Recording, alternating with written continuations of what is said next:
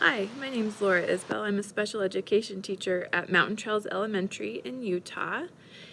I've been at the school for 3 years and I've been teaching for 10 years now. I started a career in education because I liked the idea of having the same schedule as my kids at home, and it was a way for me to make money for our family. This is the only job that I want to do. If I could have any other job, I don't know what I would pick to do. Maybe I would pick to just be a volunteer or an aide at a school if money wasn't a factor, because I just love working with kids, so it's fun. I think that kids are a little more entitled than they probably were 30 years ago. I've seen that parents aren't as likely to hold their own children responsible, and they're more likely to kind of try to blame everyone else for their kids' problems. So that's one difference between 30 years ago. Teaching now is definitely different than it was back then.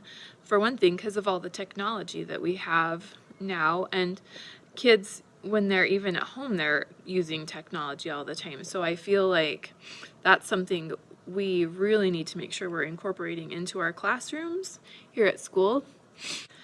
If someone asked me right now that they were thinking about becoming a teacher, what would I tell them? I would tell them to do it.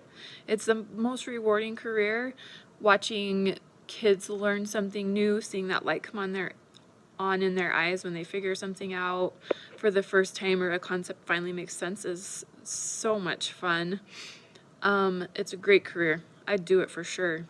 One thing that I would change to help kids learn better is just make sure that the kids have plenty of time to wiggle and get around and move.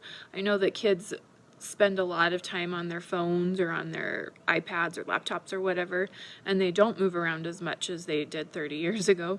But I also still believe that that's really, really important to keep your brain going. So I would make sure that we still had enough time at our schools for that physical activity and movement that kids need. And I would also make sure that all kids had more access to technology, which is kind of funny after saying that they need more time to move around. But if it could be one-to-one laptops or iPads or something for all students, I think that would be the ideal setting for education these days. And that's a little bit about me. Thanks.